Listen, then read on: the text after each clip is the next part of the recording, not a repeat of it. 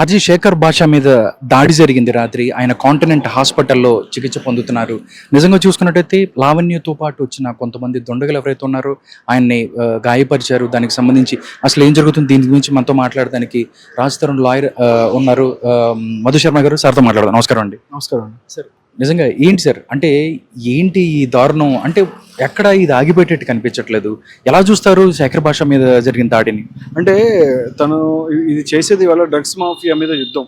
ఈ యుద్ధాన్ని గెలిపించాల్సిన బాధ్యత అందరిపైన ఉంది. ఇవాళ తను ఒకళ్ళ మీద ఇది వ్యక్తిగతంగా చేసేటువంటి పోరాటమో ఇంకోటో కాదు.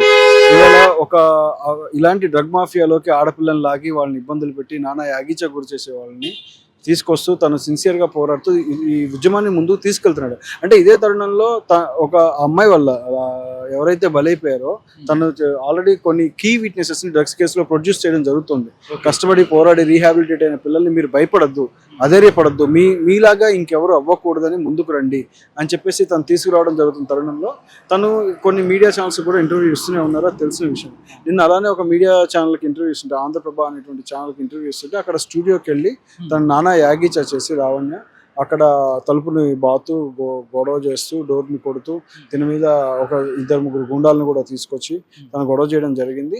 సో అలానే వాళ్ళు కింద కార్ పార్కింగ్ సెల్లర్లు కానీ పైన కానీ తను విపరీతంగా శేఖర్ భాష మీద దాడి చేయడం కూడా జరిగింది. కొంచెం గాయాల పాలవడం జరిగింది. శేఖర్ భాష నిన్న రాత్రి హాస్పిటల్లో జాయిన్ అవ్వడం అయింది, కాంటినెంటల్ హాస్పిటల్ గచ్చిబౌలిలో. తనకి వైద్యం అందుతోంది ఇప్పుడు పూర్తి స్థాయిలో. ఆల్రెడీ శేఖర్ భాష కూడా తన మీద కేసు పెట్టడం జరిగింది. జూబ్లీ హిల్స్ పిఎస్ వారు వచ్చి శేఖర్ భాష కంప్లైంట్ని తీసుకొని వెళ్ళారు ఆల్రెడీ. సో కేసు పెట్టడం జరిగింది. దీని మీద ఏదున్నా సరే నేను మళ్ళీ చెప్తున్నాను, మేము లీగల్గా ప్రొసీడ్ అవ్వడానికి ఎట్టి పరిస్థితుల్లో వెనకాడము. ఈ జరుగుతున్న మాఫియాని శేఖర్ భాష ఎండకడతానని స్పష్టంగా చెప్తున్నాడు. తను ఈ ఉద్యమాన్ని కంటిన్యూ చేస్తాను, వెనక్కి తగ్గనని కూడా తను స్పష్టంగా డిక్లేర్ చేయడం జరిగింది. సార్ లావణ్య చెప్తుంది. లావణ్య ఏంటంటే మీరే దాడి చేశారు, ఎవరైతే శేఖర్ భాష దాడి చేశారు, ప్రైవేట్ పార్ట్స్ మీద నన్ను కొట్టారు అని చెప్పి కూడా కేసు ఫైల్ చేసిన పరిస్థితి. నిజంగా చూసుకుంటే ఒకళ్ళ మీద ఒకళ్ళ కేసులు పరంపర కొనసాగుతూనే ఉంది. నిజంగా అక్కడ ఆవిడ్ని దాడి చేసిన పరిస్థితి ఉందంటే ఏం చెప్తారు? చక్కటి ప్రశ్న అడిగారు. అక్కడికి ఎవరు వెళ్ళారు? ఇంటర్వ్యూలో ఉండగా ఎవరు వెళ్ళారు? పిలవకుండా ఎందుకు వెళ్ళారు? ఓకే, పిలవకుండా ఆవిడ వెళ్ళింది, ఆవిడతో పాటు కొంతమంది తీసుకొని వెళ్ళారు. దుండగులు అంటే తీసుకొని దాడి చెయ్యాలని ముందే ఆవిడ ప్లాన్ తో వెళ్ళిందంటారు. అది ప్రీఫిక్స్డ్ ప్లానా లేకపోతే అక్కడికి వెళ్ళాక వాళ్ళు కొడదామని డిసైడ్ అయ్యి వెళ్ళారా, ఏం చేశారని తెలియదు, కానీ బాగా తీవ్ర గాయాల పాలు చేయడం అయితే జరిగింది. మీరు ఇంతకుముందు కూడా చాలా గమనించుకోండి, ఆయన కుటుంబాన్ని కూడా స్పెషల్గా టార్గెట్ చేసి ఆయన భార్యని లాగడం కానీ, వాళ్ళ మొబైల్ నెంబర్స్ ఇవ్వడం కానీ, ఇవన్నీ చాలా టార్గెటెడ్గా వాళ్ళు ఒక పథకం ప్రకారం ముందుకెళ్తున్నారు. ఎందుకు అంటే ఇవాళ డ్రగ్స్ కేసులో విట్నెసెస్ ముందుకు రాకూడదు. విట్నెసెస్ ముందుకు వస్తే చాలా మంది దొరికిపోయే ప్రమాదం ఉంది, పెద్ద వాళ్ళు సైతం దొరికే ప్రమాదం ఉంది ఇవాళ.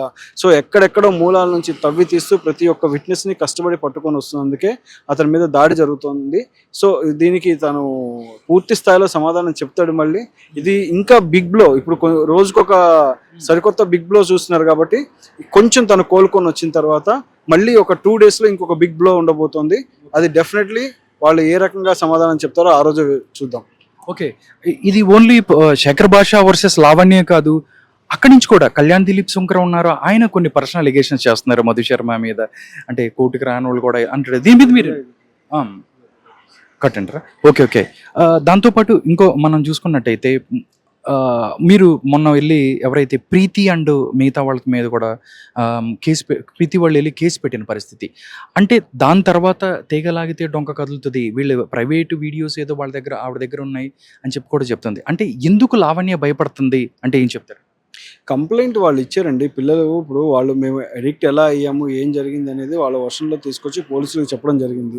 సో ఇప్పుడు వాళ్ళ నుంచి రిలవెంట్గా ఉన్న వాళ్ళందరూ కాంటాక్ట్ అవ్వడం జరుగుతుంది. సో వాళ్ళంతా ఎక్కడికక్కడ ఎవిడెన్స్లు ఇచ్చారు ఆల్రెడీ. చాలా వరకు కొన్ని ఎవిడెన్స్లు ఉన్నాయి, అవి పోలీసు వారికి కూడా ఇవ్వబోతున్నాం. సో ఇప్పుడు ఏంటంటే ఒకటే విషయం, ఎవిడెన్స్ అనేది ముందుకు రాకూడదు, వాళ్ళు కోర్టు వారి ముందుకు రాకూడదు. కోర్టు వారి ముందుకు కనుక వస్తే వీళ్ళు బండారం అనేది బయటపడిపోతుంది అనేది ఒక రకమైన భయభ్రాంతులకి గురి చేసేటువంటి వాతావరణాన్ని సృష్టించడమే తప్ప ఇంకేమీ లేదు ఇందులో. ఓకే, శేఖర్ భాషకు సంబంధించి ఏం చెప్తున్నారు? శేఖర్ భాషకు సంబంధించి డాక్టర్లు ఏం చెప్తున్నారు? ఆయనకి ఏమైనా ఎన్ని రోజులు ట్రీట్మెంట్, ఎప్పుడు డిశ్చార్జ్ అవుతారు? అంటే చాలా మంది కూడా బయట ఆందోళనతో ఉన్న పరిస్థితి, దానికి సంబంధించి ఏం చెప్తారు? శేఖర్ భాష త్వరలోనే కోరుకుంటారు, ఇందులో ఏం భయపడద్దు. ఆయన మ్యాక్సిమం ఇప్పుడు డాక్టర్లు ఇవాళ అబ్జర్వేషన్లోనే ఉంచారు. ఎలా ఉంది ఏంటి చేయాలని చూసుకొని కొంచెం బాగా ఆర్థో ట్రీట్మెంట్ జరుగుతుంది. ఆయనకి మజిల్ పెయిన్స్ బాగా ఎక్కువగా ఉన్నాయి వాళ్ళు కొట్టడం వల్ల. సో ట్రీట్మెంట్ కంటిన్యూ అవుతుంది. డిశ్చార్జ్ చేయాలా వద్దా ఎలా ఉంటుంది అనేది రేపు డాక్టర్లు చెప్తామన్నారు. చూసుకొని దాన్ని బట్టి చేద్దాం. మధుశర్మ గారు, ఫస్ట్ నుంచి మీరు చెప్తానే ఉన్నారు, రాజ్ తరుణ్ ఇంటి మీదకి వెళ్ళి ఆవిడ తలుపులు కొట్టి వచ్చిన పరిస్థితి. ఈ రోజు చూసుకున్నట్టయితే 2 సార్లు దాడి జరిగింది. ఒకటి స్టూడియోలోనే అందరి ముందు కొట్టింది, ఇప్పుడు కూడా ఆయన మీద దాడి చేసిన పరిస్థితి. రాజ్ తరుణ్కి లావణ్య నుంచి కానీ డ్రగ్ మాఫియా నుంచి ఏదైనా ప్రమాదం ఉందని మీరు పదే పదే చెప్తున్నారు. దీన్ని బట్టి చూస్తుంటే డెఫినెట్లీ ఇంకా ఆ ప్రమాదం ఉంది అని ఫిక్స్ అవ్వచ్చు అంటారా? డెఫినెట్లీ ఇంత పెద్ద కేసుని ఎండకట్టేటప్పుడు ఆబ్వియస్లీ ప్రమాదం ఉంది. ఆల్రెడీ ఇదివరకు బెదిరింపులు కూడా వచ్చాయి, ప్రాణహాని వరకు ఉంది, కుటుంబాలను కూడా బెదిరిస్తున్నారు. ఇంత దారుణం జరుగుతుంది చెప్పి ఆల్రెడీ ఇప్పుడు మీరు ఇంకోటి కూడా గమనించుకోవాలి, ఇది ఓన్లీ శేఖర్ భాషకే గారు, రాజ్ తరుణ్ గారికి కూడా ప్రమాదం ఉందని నేను ఇదివరకు చెప్పాను. ఇది ఖచ్చితమైన బాగా ఇంత పెద్ద మాఫియాని ఎండకడుతున్నప్పుడు ఈ స్థాయిలో దాడులు చేసి తిరిగి వాళ్ళే ముందుగా స్టేషన్స్కి వెళ్ళి వాళ్ళే కేసులు పెట్టుకొని వాళ్ళే వచ్చి ఇది చేయడం, that's let battle it legal అండి. మేము దాన్ని లీగల్గానే పోరాడతాము.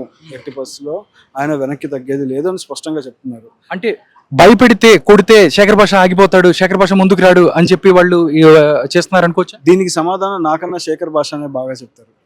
నాకన్నా ఆయన శేఖర్తో మాట్లాడితే తగ్గేదే లేదు, నేను ముందుకెళ్తాను, నేను ప్రాణాలైన ఇస్తానని చెప్పి మాట్లాడుతున్న ఎట్టి పరిస్థితుల్లో యుద్ధాన్ని ఆపేది లేదు అని ఆయన స్పష్టంగా చెప్పారు. ఈ డ్రగ్స్ పైన యుద్ధం ఆగదు. దీనికి సంబంధించి పోలీసు వారికి డేటా ఇవ్వడము, ఎలా ఆడపిల్లలు హైదరాబాద్లో బలైపోతున్నారు ఈ డ్రగ్స్ మాఫియాలో పడి. ఇవాళ మీరు ఒకటి గుర్తుపెట్టుకోండి, ఇవాళ కొంతమంది ఏం మాట్లాడుతున్నారంటే ఆడపిల్లని టార్గెట్ చేసి శేఖర్ భాష చేస్తున్నాడు, ఆడపిల్లని టార్గెట్ చేసి శేఖర్ భాష చేస్తున్నాడు. అమ్మ, డ్రగ్ మాఫియాలో బలైన ఆడపిల్లల్ని కాపాడుతున్నాడు. ఒక ఆడపిల్ల వల్ల డ్రగ్ మాఫియాలో ఎంతమంది ఆడపిల్లలు బలైపోయారో ఆయన కాపాడటానికి చేసే ప్రయత్నం చేస్తున్నాడని స్పష్టంగా చెప్తున్నాడు ఆయన. దాన్ని గమనించుకోవాలి ముఖ్యంగా. అంతేగాని ఆమె ఏదో ఒక ఆడపిల్లని టార్గెట్ చేసి శేఖర్ భాష చేస్తున్నాడు, లావణ్యని టార్గెట్ చేసి చేస్తారని ఆరోపణలు చాలా మంది చేస్తున్నారు. ఇది స్పష్టంగా మీ అందరికీ మళ్ళీ చెప్పేది ఏంటంటే, ఆడపిల్లల్ని కాపాడటానికి మరి ఎంతమంది ఆడపిల్లల్ని కాపాడుతున్నాడు బలైపోయిన వాళ్ళందరినీ తీసుకొచ్చి ఇప్పుడు రీహాబిలిటేషన్ సెంటర్స్లో అంతకుముందు ఎవరెవరు కోలుకున్నారు, ఏం జరిగింది, పాపం కొత్తగా వచ్చే ఎవరెవరు అబ్యూజ్ వీళ్ళ వల్ల అన్యాయం అవబోతున్నారు తెలుసుకుని కాపాడడానికి ప్రయత్నాలు జరుగుతున్నాయి కదా. అంటే ఇవి సాగడం లేదు. ఇంకోటి మీకు ఇందులో చాలా చెప్పాము, ఇందులో ప్రతి ఇన్ఫర్మేషన్ అడుగుతారు, ప్రతి ఎవిడెన్స్ కావాలని మీడియా అడుగుతోంది, కానీ కొన్ని సెన్సిటివ్ ఇన్ఫర్మేషన్స్ ఉన్నాయి. ఇప్పుడు శేఖర్ భాష ఎవరి మీదైతే యుద్ధం చేస్తున్నారో వాళ్ళకి సంబంధించిన సెన్సిటివ్ ఇన్ఫర్మేషన్స్ కూడా తన దగ్గర ఉన్నాయి. కానీ ఇవన్నీ సెన్సిటివ్ ఇన్ఫర్మేషన్ అన్నప్పుడు ఒక్కోసారి ఇవ్వలేము.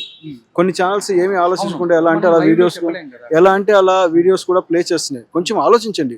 ఇది సమాజానికి పట్టినటువంటి దరిద్రం మీద పోరాడేటువంటి ఒక మంచి ప్రయోజనమైన చర్య, కానీ ఇందులో ఎవరి స్వార్థమో ఎవరి ప్రయోజనాలకు ఏం లేదు. Shekhar Basha is fighting for good cause. డ్రగ్స్కి అడిక్ట్ అయిన వాళ్ళని కాపాడాలని దీంట్లో మీడియా సహకరించాలి, ముందుకు రావాలి, డ్రగ్స్ మీద పోరాటం సాగాలి.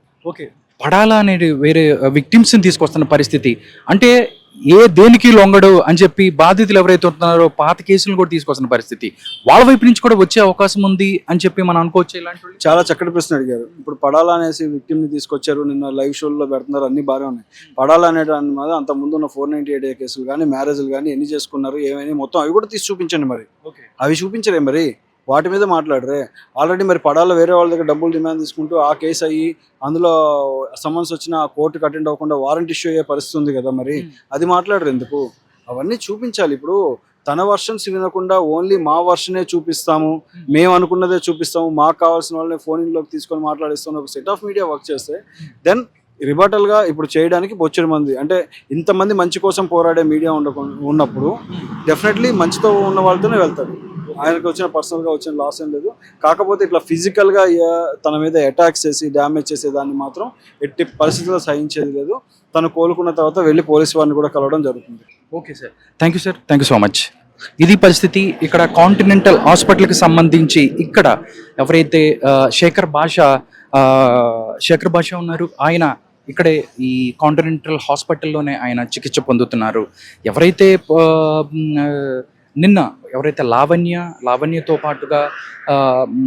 పాటు కొందరు దుండగులు వచ్చేసి దాడి చేశారు అని చెప్పి ఆయన ఏదైతే షోల్డర్కి గాయమైంది, దీనికి సంబంధించి చికిత్స పొందుతున్నాడని చెప్తున్నారు.